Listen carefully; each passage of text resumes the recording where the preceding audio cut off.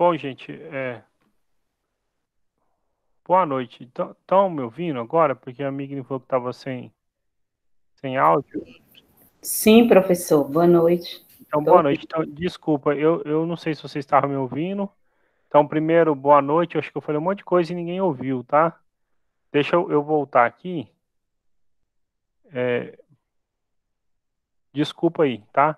Então, o Gabriel tinha brincado que a prova era, que o áudio era para acalmar por causa da nota prova. Eu falei que não, é um costume que eu tenho nas últimas aulas, sempre vou algum tipo de música, tá? Então, acho que talvez vocês estejam agora vendo essa, essa telinha que eu uso para escrever para vocês, tá? Então, o que eu estava falando é o seguinte: hoje é o nosso último encontro para conteúdos de maneira síncrona, tá?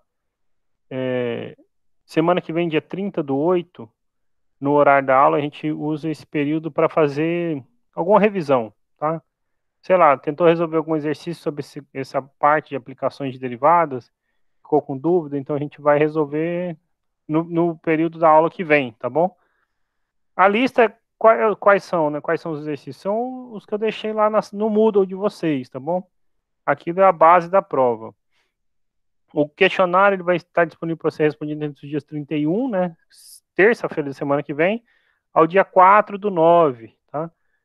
Quando a gente encerra o nosso semestre letivo. Eu disse que eu ia mostrar um Moodle, e aí acho que vocês não estavam me ouvindo.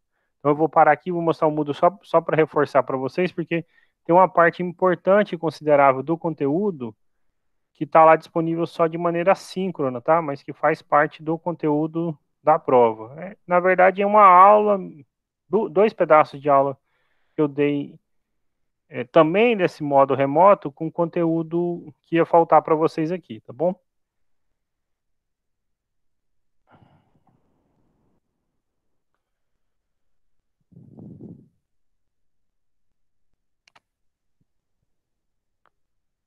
Eu agora vocês estão vendo aí o Moodle, né? Eu voltei aqui para ver. Então, o questionário, gente, é o seguinte: ele é atividade 7 de aplicações de derivadas, tá bom? Então, se você baixar aqui foi em aplicações de derivadas, as aulas que a gente teve de maneira síncrona, nenhuma atividade obrigatória, né? Então, mas tem a opção de rever as aulas ou print. E aqui, o que a gente tem, né? As listas de exercícios, e essas partes aqui são muito importantes, tá? Teorema de Rowley do valor médio. Provavelmente, talvez eu consiga falar hoje do teorema de Rowley. Do médio, certamente não vai dar tempo, mas então, se eu tiver falado de Rowley, você pode pular e só para o médio, ou pode ver com mais calma e rever, tá bom? E teste da primeira e segunda derivadas. Então, são aulas que eu dei de maneira síncrona e os PDF, os prints das telas, tá? Então, esses conteúdos compõem matéria da prova, tá bom? Além da lista de exercício, tá? Que é onde vocês se baseiam para a prova. Então, tem até esse sexto, né, para você pôr em dia, só esses 6, para liberar o questionário 7, tá bom? Aí, como eu tinha dito, entre 31/8 e 4/9, tá bom? Então, essa era a informação para deixar registrada, gravada aí, de como proceder, tá bom? Além da aula de hoje, esses pedaços para complementar o conteúdo, tá bom? Então, vou parar de partilhar aqui e vou voltar lá na tela, ok? A nota de vocês demorou um pouquinho para sair, mas saiu essa semana passada. Eu estou com um problema no computador, está muito ruim para baixar arquivo, está muito lento, fica travando. Então, cada questão era um que eu tinha que baixar de vocês. Às vezes demorava 4, 5 minutos para baixar um dos arquivos, né? Cada prova a pessoa podia enviar, né, até 5. E várias vezes tem que desconectar a internet. Eu não sei o que está acontecendo, mas demorou, mas eu consegui, tá bom? E a gente agora então vai continuar em frente no conteúdo, tá? Na aula passada a gente encerrou a aula, então, na verdade, falando o que era um número, um ponto crítico, tá bom? O que é um ponto crítico de uma função? São os valores onde a derivada se anula ou onde a derivada não existe. Então, onde a derivada se anula ou onde a derivada não existe, A gente chama esses pontos de pontos críticos da função. Okay? A gente viu um exemplo aqui como determinar pontos críticos. Né? Então, por exemplo, a gente viu que a função não tinha derivada em zero, então zero era um ponto crítico, mas vimos também que ela se anulava num número aqui, bonitinho, 3 sobre 2. Então, a gente achou os pontos críticos.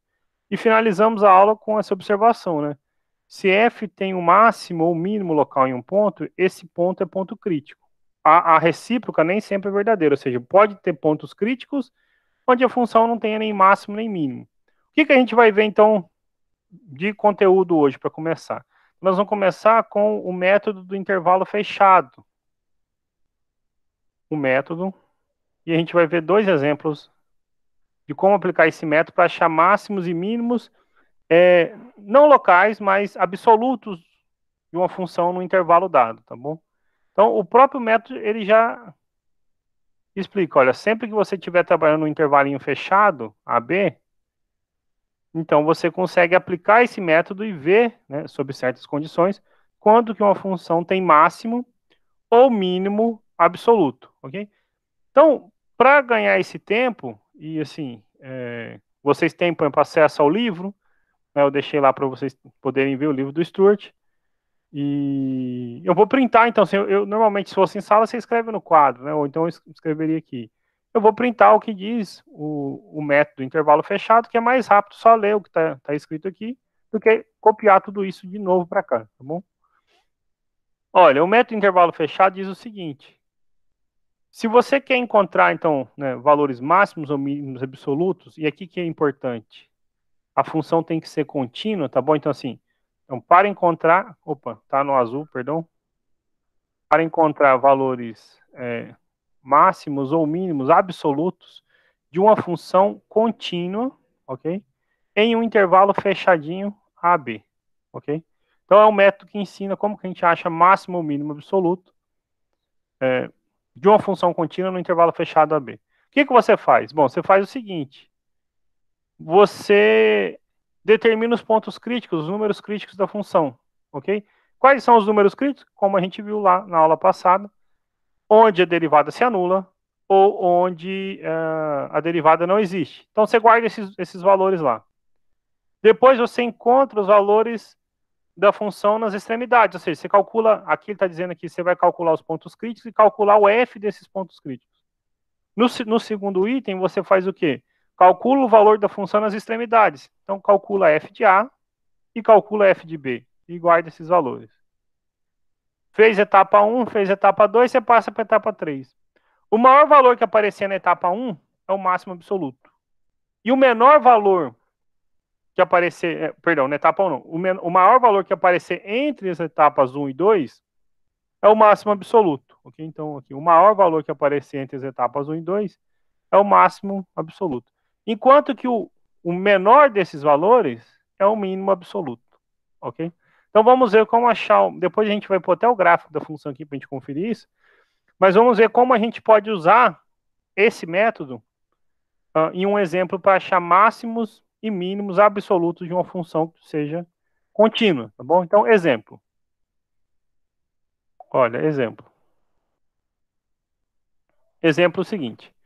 A nossa função f é a função dada por x ao cubo menos 3x ao quadrado mais 1. Essa função, bom, gente, é um polinômio, então vou deixar registrado aqui, f é contínua. Ok? Conteúdo lá da primeira prova. Função polinômio contínuo. E o que a gente, qual é o pedido, né? Então, encontrar os máximos e mínimos absoluto, perdão, então determinar máximo e mínimo absoluto, tá bom? No intervalo fechado, digamos, menos meio e 4, ok? Então, nós estamos nas condições do que diz esse método, porque a nossa função é contínua e o intervalo é fechado. Então, se a gente seguir esse roteirinho que está aqui, resolveu o problema, ok? Então, solução. O primeiro dos itens vamos deixar assim registrado, pontos críticos. ou números críticos, aí fica a critério, como eu falei, o livro costuma escrever números, mas eu normalmente costumo chamar de pontos críticos. Ponto crítico, então, é onde a derivada não existe ou onde a derivada se anula. Então eu preciso da derivada.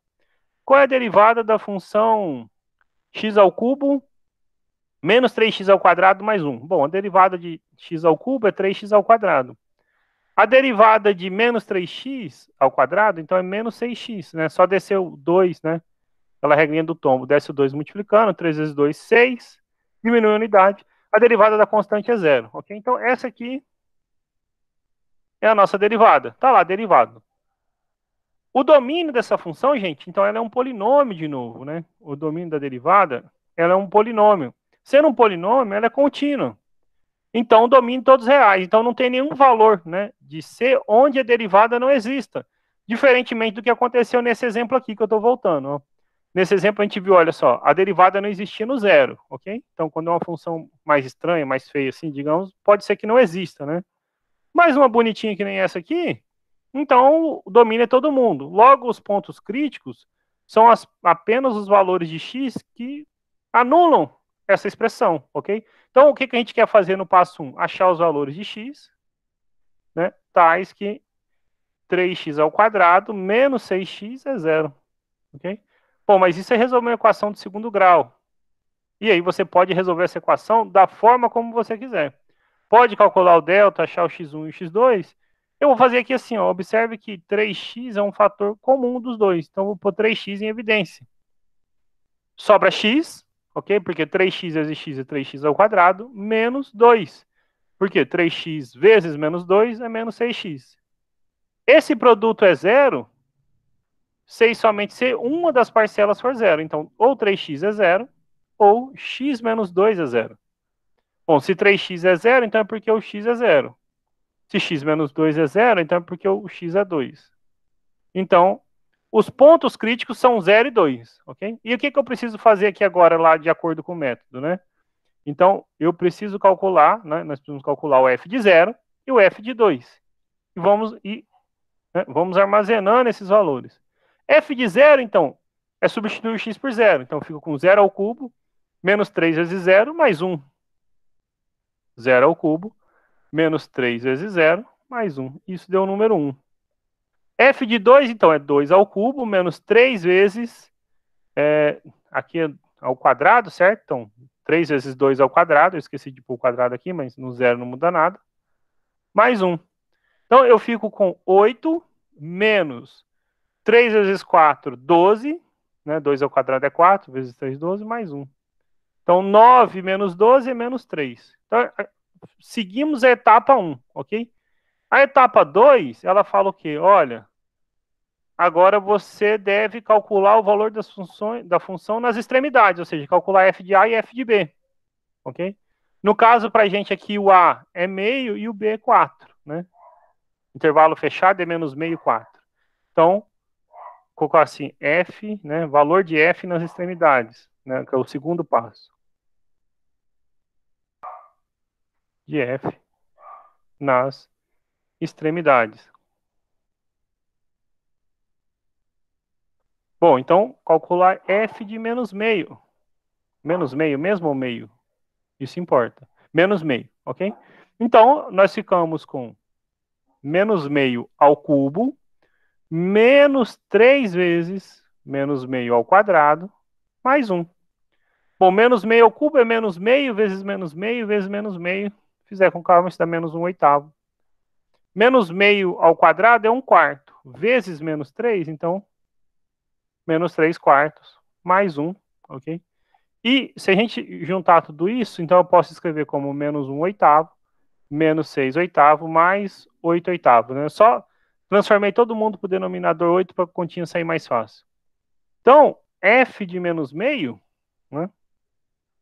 Menos 1 menos 6 é menos 7, mais 8, 1. Então, 1/8, ok? F de menos meio. F de 4, então nós ficamos com 4 ao cubo, menos 3 vezes 4 ao quadrado, mais 1. 64 é 16 vezes 3, 48, menos 48, mais 1. 64 menos 48 é 16, mais 1, 17, ok? Então, nós temos aqui todos os valores pedidos para os itens 1 e 2, ok? Os itens 1 e 2. O que diz o terceiro passo? Então, vou pôr aqui de preto aqui o terceiro passo. O terceiro passo diz o seguinte, olha, então vou voltar aqui para a gente poder ler. O maior dos valores entre as etapas 1 e 2 é o máximo. E o menor é o mínimo absoluto, ok? Então, o maior que aparece aqui é o 17, ok? Então, o que nós temos é o seguinte, olha, o máximo absoluto é 17, né? F de 4 igual a 17, ok? Então, pronto. O mínimo absoluto vai ser quem? Então, o mínimo absoluto... Bom, 1/8 é positivo, 1 é positivo, mas menos 3 é negativo. Então, pronto. Ó. O mínimo absoluto é o número menos 3. Resolvido o problema, certo? Por curiosidade, eu vou pegar aqui o gráfico e vou mostrar para vocês, tá bom? Então, assim, olha, como é o gráfico dessa função, né? Para realmente a gente verificar que isso acontece no intervalo de menos meio a 4, tá bom? Olha, o gráfico dessa função, eu preciso quebrar a parte, senão o gráfico não vai caber aqui, tá? Então, pronto. O gráfico dessa função, x ao cubo, né, menos 3x ao quadrado mais 1, ele é dado, então, né, dessa a linha rosa descrita aqui. Observe que o valor mínimo atingido, né, é menos 3, e isso acontece quando x é o número 2, exatamente como nós tínhamos calculado. E o valor máximo atingido é o 17, e isso acontece quando x é o número 4, né, ok? Então, da mesma maneira que nós tínhamos calculado, a vantagem, então, assim, você não precisa, às vezes, do gráfico para chegar a essa conclusão, né? Outro exemplo, então, exemplo, né, o segundo exemplo. Deixa eu só quebrar aqui. Então, exemplo 2.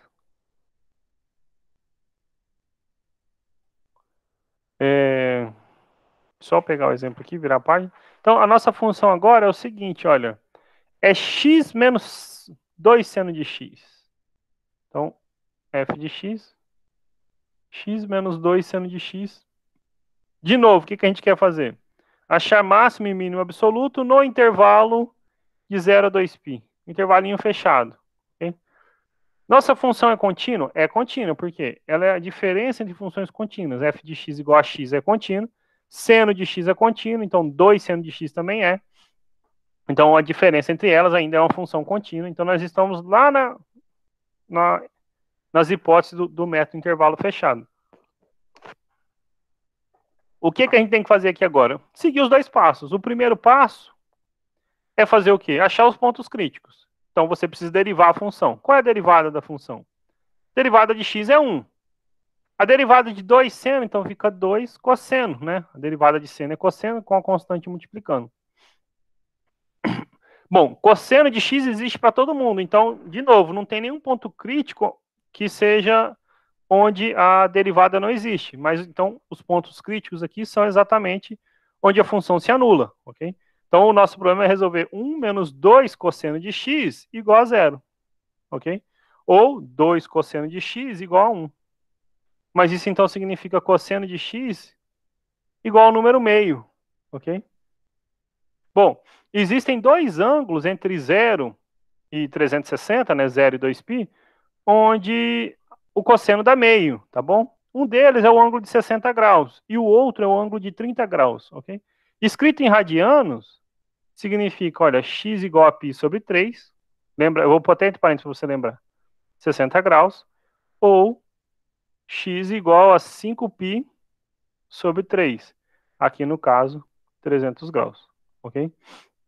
Precisa ser em radiano? Precisa, porque o nosso universo está em radiano, tá bom? Então não adianta pôr a resposta em grau, senão, inclusive, você vai chegar a uma conclusão errada, porque a gente vai ter que testar os valores da função nos extremos. Então eu não vou testar em 360 graus, mas vou testar no número 2π, tá bom? Achamos os pontos críticos. π sobre 3 e 5π sobre 3. O que diz o método? O método fala para você, olha, calcule o valor da função nos pontos críticos. Então, você vai lá e calcula, ó, f de π sobre 3. Então, troque o x por π sobre 3. Então, fica π sobre 3 menos 2 vezes o seno de π sobre 3. O seno de 60, gente, é raiz de 3 sobre 2, certo? O seno aqui é raiz de 3 sobre 2. Vamos pôr até uma setinha para te ajudar a lembrar. Então, pronto. Isso aqui vale raiz de 3 sobre 2. Então, você fica com π sobre 3 menos 2 vezes raiz de 3 sobre 2. Ou π sobre 3 menos, né, 2 multiplicando, 2 dividindo, menos raiz de 3. Se você colocar lá na calculadora rapidinho, né, porque assim, às vezes para a gente é difícil enxergar que número realmente é ou perto de qual número racional ou inteiro está π sobre 3 menos raiz de 3. Então, se você pegar uma calculadora, um computador, qualquer coisa desse tipo, você observa que isto dá mais ou menos menos 0,6848. Então, né, aproximadamente, um pouquinho até de vermelho, menos, ok? 0,6848. Tá bom? Então, este é o valor de f de π sobre 3, tá? Fiz com o auxílio de um calculador. F de 5π sobre 3. Então, 5π sobre 3, você vai ficar então com 5π sobre 3, menos 2 vezes o seno de 5π sobre 3. Bom, gente, o seno de 5π sobre 3, ele vale isso aqui, só que com sinal negativo. Uma das propriedades do seno, tá bom? Então, aqui vale menos raiz de 3 sobre 2. Então, nós ficamos com π sobre 3 menos 2 vezes menos raiz de 3 sobre 2. Então, você simplifica. Só que agora, então, em vez de ser menos, é um mais. Então, é π sobre 3 mais raiz de 3. Ok? E isso também vai dar mais ou menos, tá bom? Mais ou menos. Olha, a diferença entre eles é duas vezes esse número, né? A raiz de 3 é mais ou menos 1,7. Então, é 3, alguma coisa a mais, ok? Só que, perdão. Aqui, perdão, gente. Aqui é um 5π, né? Então, tem um 5π sobre 3 aqui. Tá faltando 5, né? Okay? Então, π é mais ou menos 3, né? Aqui, então, dá mais ou menos 5, um pouquinho mais do que 5, mais um número que é 1,7, mais ou menos. Então, dá 6, alguma coisa.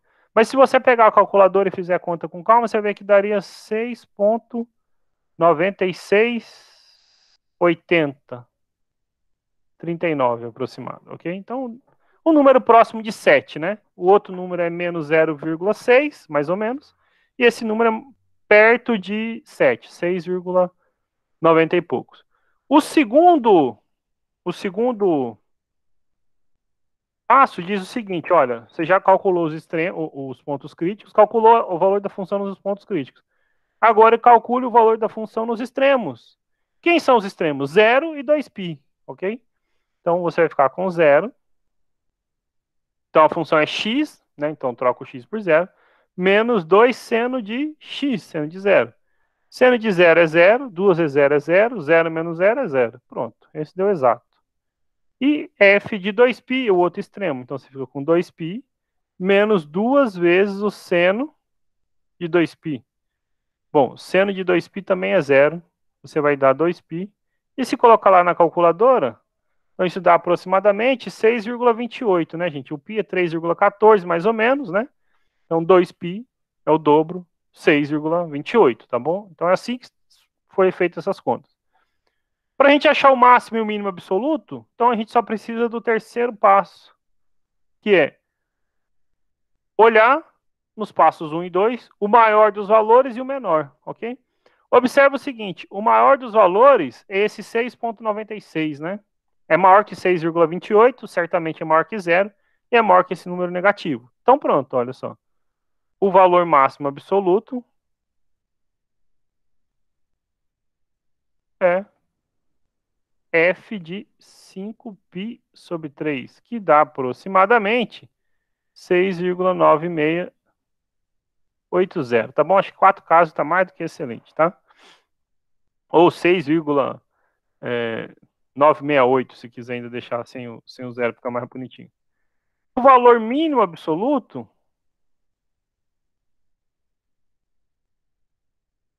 então, agora qual desses é? Observe que todos eles são positivos, só tem um que é negativo, o menos 0,6848, certo? É o f de π sobre 3. Então, é o f de π sobre 3. Menos 0,6848. Ok? Pronto, resolvido. Olha que interessante, né? Para a gente ver que os pontos críticos não necessariamente influenciam sobre a função, né? Se a gente olhar para esse segundo exemplo, nos pontos críticos aconteceu máximo e mínimo, né? 5π sobre 3 e π sobre 3 são os pontos do item 1, são os pontos críticos. Ok? Mas a gente poderia se perguntar, será que sempre, né, isso acontece? Não, a gente já nasceu com exemplo mostrando justamente o contrário, né? Olha, nesse exemplo daqui, que foi o primeiro exemplo, a gente viu um dos pontos críticos é o número 2.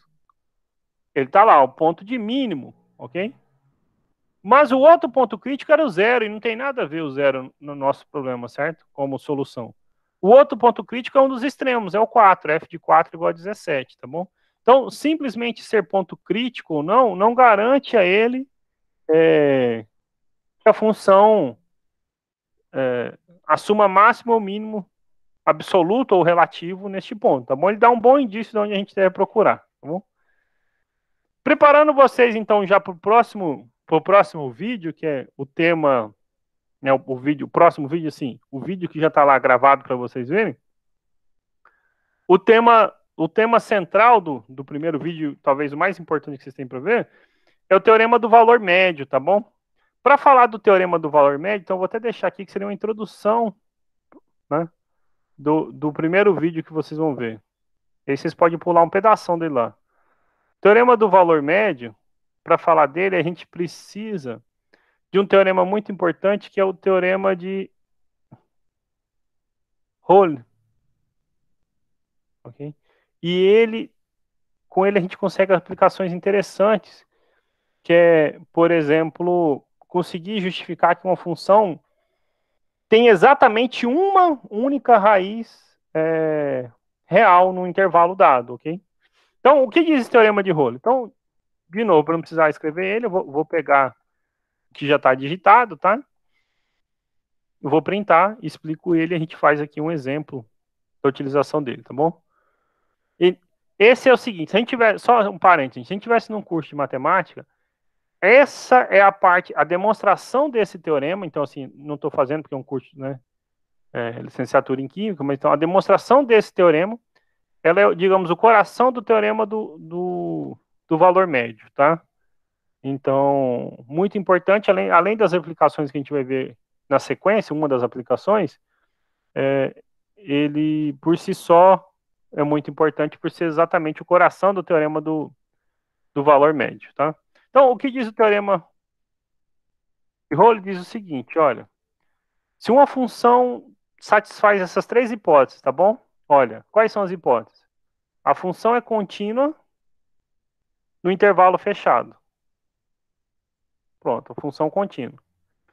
Ela é derivável no intervalo em aberto, AB, ok? Então, assim, pode ser que ela não tenha derivadas nas extremidades A e B, mas ela tem que ser derivável em todo o intervalinho intermediário aí, AB aberto. E se as extremidades, se o valor da função nas extremidades coincide, se o valor da função nas extremidades coincide, ou seja, f de A igual a f de B, então existe um número C em AB onde a derivada nesse ponto se anula. Ou seja, existe um ponto crítico, né? É isso que ele está dizendo, certo? Está dizendo, que, entre outras palavras, que existe um ponto crítico, né? Mas não é um ponto crítico qualquer, porque poderia ser um ponto crítico onde a derivada não existe. Mas ele está dizendo que é um pouco melhor do que isso. Esse ponto crítico é um número tal que a derivada se anula, né? Então, ok? Então, assim, existem pontos críticos onde a derivada não existe, como a gente já comentou lá atrás. Mas esse, então, seria um ponto crítico onde a derivada se anula. Mas você pode lembrar assim, ó, existe um ponto crítico lá, né? Então, existe alguém que é candidato a máximo ou a mínimo de alguma coisa, né? Importância desse resultado, né? Então, só para a gente tentar entender, né, como usar ele, tá bom? Deixa eu ver se eu... Deixa eu printar só um exemplo que ilustre o que o teorema está falando, gente. Só para ficar claro, e aí, assim, fazer a aplicação, tá bom? Olha, esse é um tipo de função que atende às condições do teorema, tá bom? O que acontece nessa função? Olha só, você está definindo um intervalo fechado, f de AB. Essa função é contínua, ela é bonitinha. Tem derivadas nos pontos, porque ela parece muito com dessas funções trigonométricas, tá? Então tem derivada. F de A, vamos até puxar uma setinha aqui e tentar ser o mais reto possível, ok? Observe o seguinte, f de A coincide com f de B, né? Ou seja, o valor da função nas extremidades coincide. Então, existe... Observe que ele não diz que é único, tá bom? Ele diz que existe pelo menos um, né? Nesse exemplo aqui que eu peguei para vocês, o que a gente viu? Nós temos dois pontos críticos, olha. C1 e C2 são pontos onde essa reta rosinha, esse segmento, ele é paralelo ao eixo X. Então, o coeficiente angular aqui é zero, ou seja, a derivada se anula em C1 e C2. Ok? Então, é um exemplo de onde acontece. Há outros exemplos. Então, lá, claro, vocês podem ver no livro, né, com mais calma. Mas, por exemplo, um outro exemplo aqui, uma parábola bonitinha. Vou pegar um pedaço de uma parábola, do que aparenta ser uma parábola. Ok?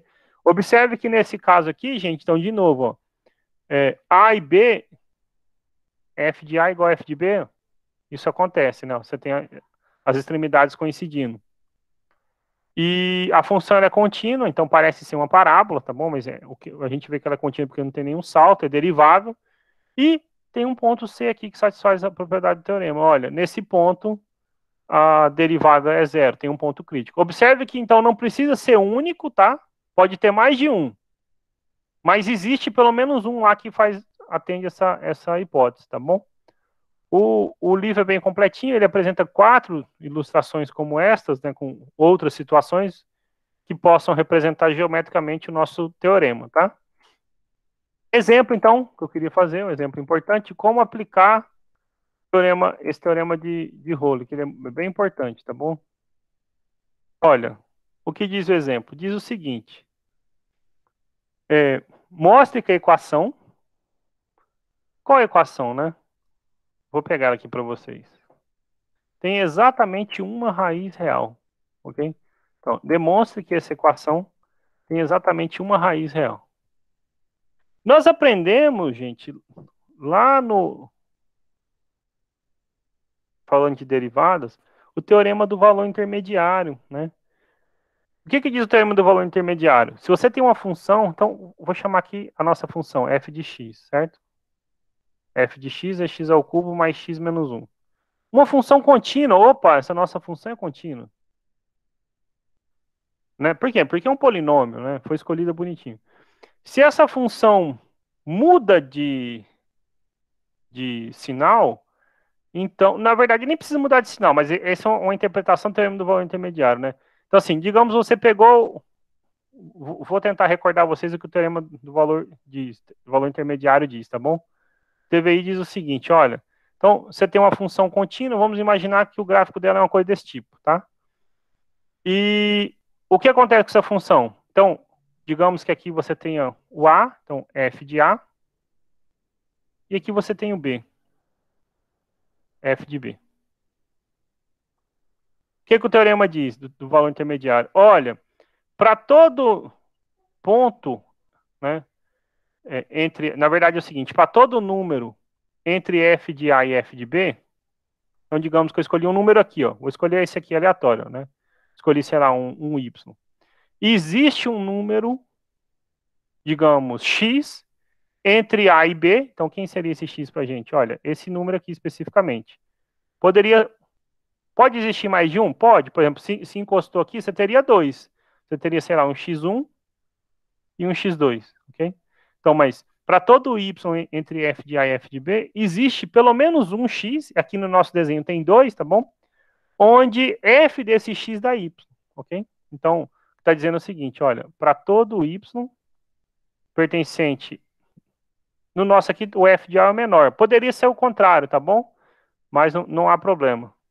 Poderia ser assim, f de B menor que f de A. Existe. Aí eu não vou, se fosse único, eu botaria assim, exclamação, mas então existe, significa pelo menos um, x no intervalinho AB, tal que f de x dá esse y, ok? Ou seja, a função assume todos os valores entre f de A e f de B.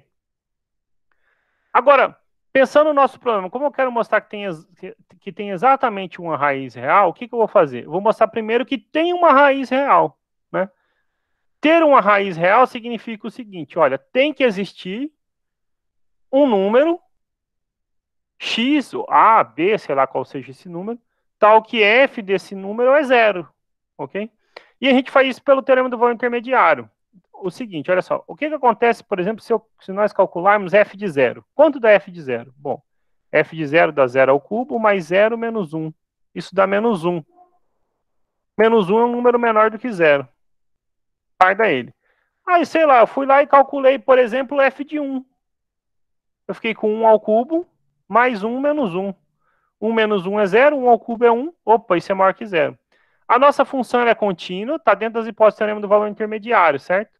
Então, observe que o que a gente acabou de falar, que no intervalo 0, 1, né? Então, assim, no intervalo 0, 1, a nossa função f é contínua, ok? Então, pelo teorema do valor intermediário, existe um número, digamos um c, existe c no intervalinho aberto 0, 1, tal que f de c vai dar zero. Na verdade, não só zero. Existem diversos números onde ele pode dar qualquer número entre menos 1 e 1, certo? Em particular, o zero está aqui no meio, não é? Então, o que a gente acabou de provar? Olha, a função tem pelo menos uma raiz real, certo? Então, resolvendo, a gente está dizendo o seguinte, olha, pelo teorema do valor intermediário, existe C tananã. Ou seja, existe pelo menos uma raiz real para a equação, qual é a equação? X ao cubo mais x menos 1 igual a zero, ok? Bom, isso não é novidade, nós fizemos isso Teve gente certamente que fez questões como essa, não necessariamente essa, mas parecida com essa, na segunda prova que a gente fez, ok? Então, olha, prove que tal função tem pelo menos uma raiz real. É o que a gente fez, ó, tem pelo menos uma. Só que não serve para o nosso problema, porque o nosso problema é exatamente uma, certo? Exatamente uma. Aqui que vai entrar, então, o teorema de Rolle. A gente vai ter que usar esse teorema para concluir que essa raiz é única. Um caminho comum na matemática para você provar que uma coisa é única é supor que tem duas, ok? Então, você supõe que existe pelo menos uma outra raiz, ok? Então, suponha o seguinte, que existam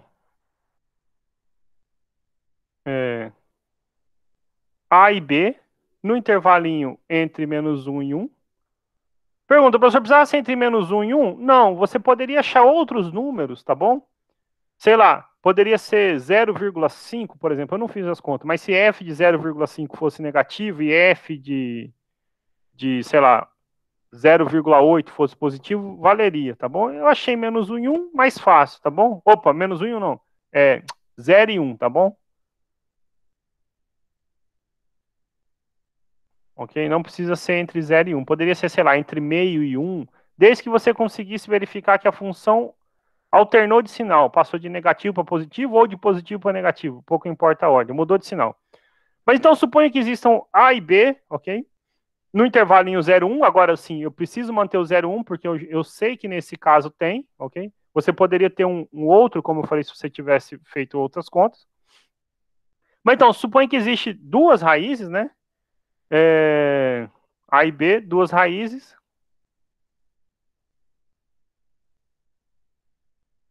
para f de x igual a x ao cubo mais x menos 1, ok? Então, o que a gente está falando, né? Nós estamos falando o seguinte, olha, se você trocar o A lá e o B, as duas contas dá zero, né? Nós conseguimos pôr uma das hipóteses do teorema de Rowley aqui, ó. F das extremidades coincide. Agora, as outras são fáceis de verificar, porque olha só, a função é um polinômio, é contínua? Opa, é contínua. Ela tem derivada em todo mundo? A x ao cubo mais x menos 1 tem, a gente sabe qual é a derivada, certo? A gente inclusive calculou a derivada aqui. Opa, eu nem precisei calcular, mas, bom, qual é a derivada aqui, certo? A derivada é 3x ao quadrado mais 1. E o domínio dessa função, da função derivada, são os reais. Então, pronto. Eu posso calcular a derivada em todo mundo? Posso. Em particular, eu posso calcular no intervalinho 0, 1. Ela é contínua em todo mundo? É. Em particular, é contínua em 0 e 1. As extremidades coincidem? Coincidem, né? Por quê? Porque foram escolhidos, né? Olha só, f de A igual a f de B, foi escolhido, certo? Então, vou deixar aí, porque eu falei um monte de coisa, mas então vou escrever tudo que eu falei, tá bom? Então, olha, como f é contínuo, por que é contínuo? Pois é um polinômio,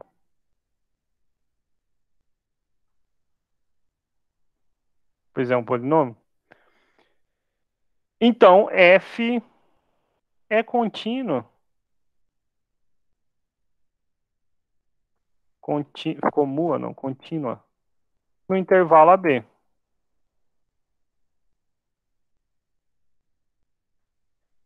F é também derivável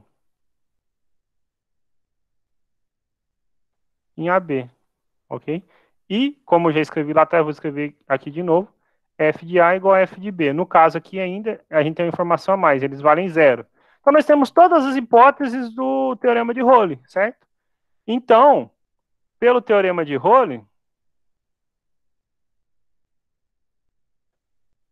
existe C no intervalinho AB, ok? Tal que f' de C é zero, ok? Mas olha que interessante. Por outro lado, isso é um absurdo, por quê? Nós calculamos ali atrás, né? Olha, quem é f'? A f', gente, para eu poder encerrar aqui, é 3x ao quadrado mais 1, certo? 3x ao quadrado mais 1. E esta função não admite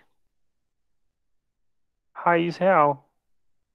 Por que não admite raiz real? Pois, né, se você fosse tentar resolver 3x ao quadrado mais 1 igual a zero, você ia ficar com 3x ao quadrado igual a menos 1.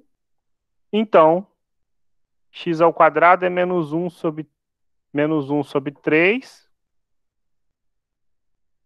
e é menor do que zero. Não pode o quadrado do número ser menor do que zero, ok? Então, nós temos o quê? Um absurdo, ok? Então, né? Por quê? Porque se existissem duas, você ia achar uma raiz para esse problema. E você acabou de ver que esse problema não tem solução, certo? Logo, então, assim, um absurdo, né? Eu falei, mas não escrevi. Então, um absurdo. Um absurdo justamente por quê? Porque se acontecesse esse circulado, então nós teríamos uma solução para algo que não tem solução real, uma solução real para algo que não tem solução real, um absurdo, ok? Logo, onde que está o absurdo do problema? Foi supor que tem duas. Esse C surgiu de supor que tem dois, certo? Logo, não pode, né? F não pode, é, F não pode ter mais de uma raiz real, ok? Então, como a gente provou que ela tem uma e ela não pode ter mais que uma, ou seja, ela tem exatamente uma, né? Ok? Isto é, f de x igual a x ao cubo mais x menos 1 possui exatamente uma raiz real. Provado um problema. Uma aplicação que a gente pega, por exemplo, uma equação do terceiro grau que a gente não sabe resolver a princípio, e por um pouco de argumento de cálculo, a gente consegue então verificar que essa função tem uma única raiz, ok? Existem outros exemplos como esse, tá bom? Vocês vão poder ver, por exemplo, na gravação da aula que eu deixei lá para vocês, e vão ver o que é mais importante, o teorema do valor médio e os testes das derivadas primeira e segunda, ou primeira e segundas derivadas, depende do livro, tá bom? Eu mandei o link da chamada aí de novo, eu pedi desculpa que eu passei 2 minutos, tá bom? Por favor, vejam os 2 vídeos que ficaram lá para vocês, porque são conteúdos da prova, tá? E a gente usa a próxima aula para poder tentar, de alguma maneira, tirar alguma dúvida dos exercícios que ficaram propostos. E, claro, eu estou aqui, se alguém tiver alguma pergunta, algum comentário, alguma dúvida sobre a aula de hoje, e os exemplos da aula de hoje, eu estou também à disposição.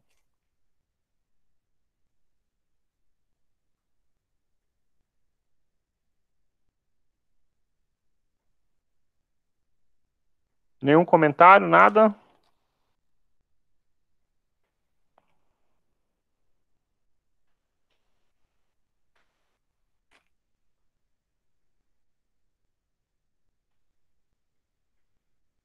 Ok, gente. Então, eu vou agradecer a todos, vou interromper a gravação, tá? Qualquer dúvida, vocês entrem em contato comigo. Assim que eu receber essa gravação, eu já deixo disponível lá para vocês, tá bom? Boa noite.